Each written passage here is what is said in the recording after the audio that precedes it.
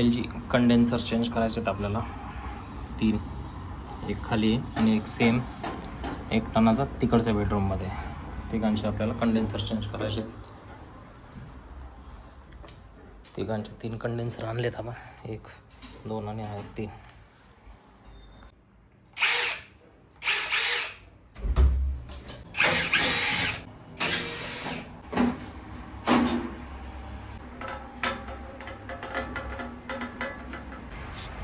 दोघं आउटडोर आपले ओपन करून झाले आहेत.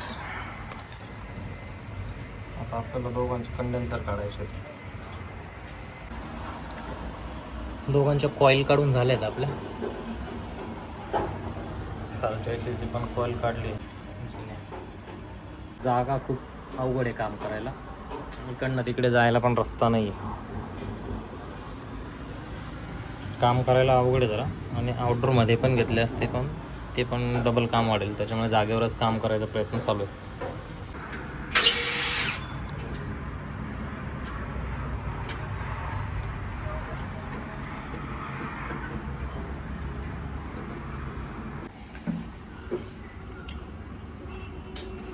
दोघं कंडेन्सर काढून घेतलेले आहेत आपण. दोघं आउटडोर ओपन करून घेतलेले आहेत पूर्ण. दोघांच्या कॉईल काढून घेतल्या आहेत. ही एक तर नवीन कॉईल बसवायची आपल्याला. ही एक आणि ती एक. ही तो तिकडे एक AC आहे त्याला बसवायची आपल्याला. ब्रेजिंग सेटिंग ते पहिले मला नंतर घे.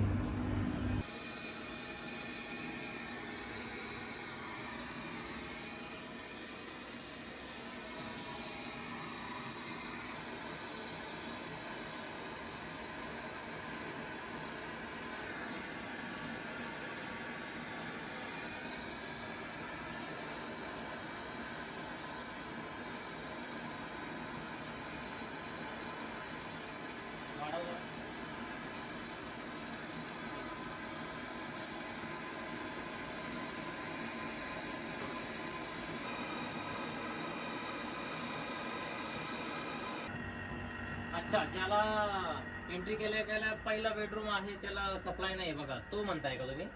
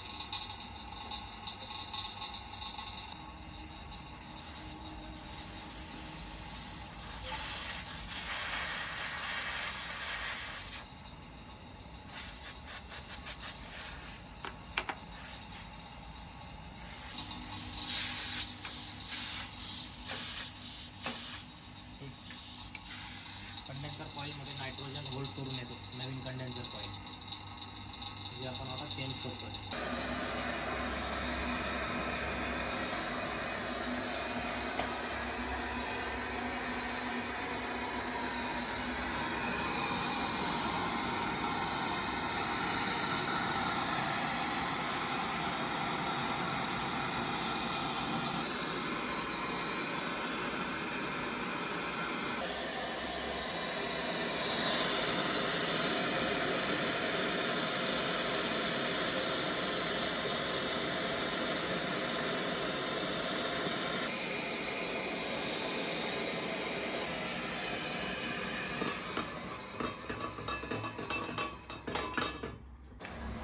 दोघं कंडेन्सर बसवून झालेत आपले.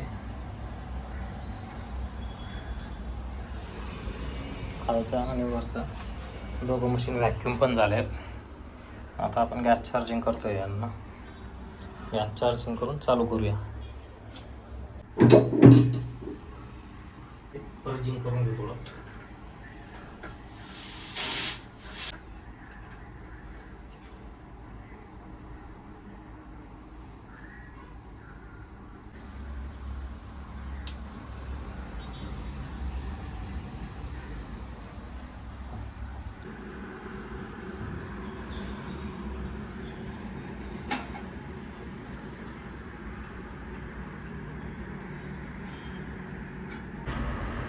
तिसऱ्या ए सीची कॉईल बसवतो आपण. 3/8चा तुकडा पटकन.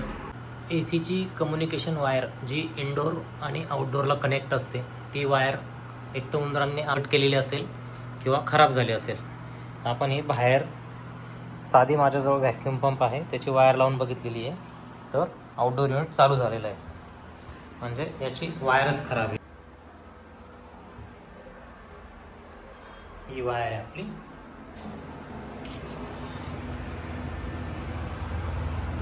ही वायर इथे कनेक्ट केली आहे आपण याला, आणि जी जुनी वायर आहे ती खाली पडलेली आहे. जुनी वायर ही आहे, ही जुनी वायर आपण वेगळी करून घेतलेली डायरेक्ट. ही जुनी वायर आहे, आपण काढून ठेवली सध्या, म्हणजे याची वायर आपण बदलवून टाकतोय आता. वायर बदलली की एसी चालू. फायनली आपले 3 एसींचे कंडेन्सर कॉईल चेंज करून झाले आहेत. या जुन्या कॉईल आहेत 3. हा एसी चालू आहे इथला.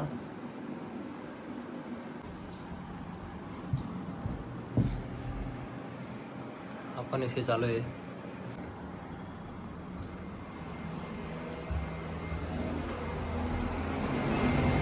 हा एक एसी पण कॉईल चेंज केली आपण, वायर नवीन टाकून घेतली.